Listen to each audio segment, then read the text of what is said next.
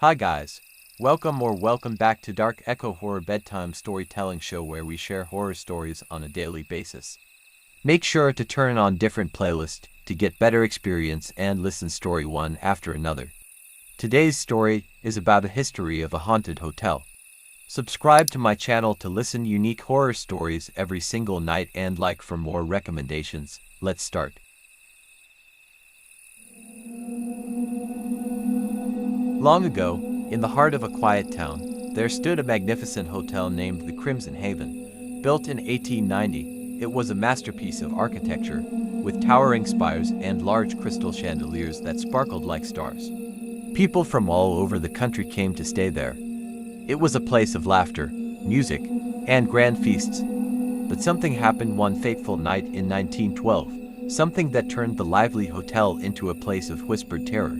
A storm swept through the town, fierce and unrelenting. Lightning struck the east wing of the hotel, igniting a fire. Many guests and staff were trapped, their screams lost in the roar of the flames. Dozens perished that night, their lives cut short in a tragedy that left the town in mourning. Though the hotel was rebuilt years later, the scars of that night never faded. After the fire, strange rumors began to spread. Guests whispered about flickering lights and the feeling of being watched. Some claimed they heard faint cries echoing in the hallways, cries that seemed to come from nowhere.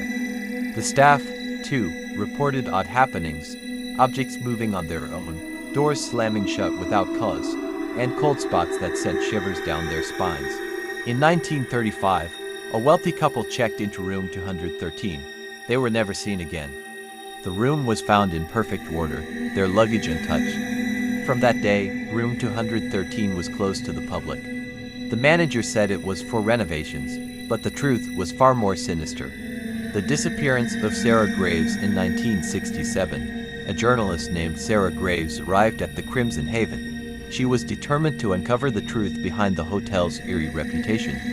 Sarah interviewed staff, explored the dark corners of the building, and even stayed overnight in room 213. Her last known words, scribbled in her notebook, were chilling.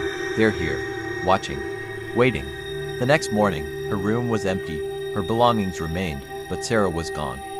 A single clue was left behind, a deep handprint burned into the wooden desk. No one could explain it, and Sarah was never found. Over the years, the Crimson Haven became infamous.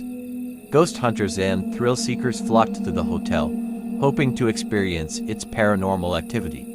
Many left with stories of shadowy figures in mirrors, whispers in the dead of night, and unseen hands brushing their shoulders. In 2003, a group of investigators conducted a live broadcast from the hotel.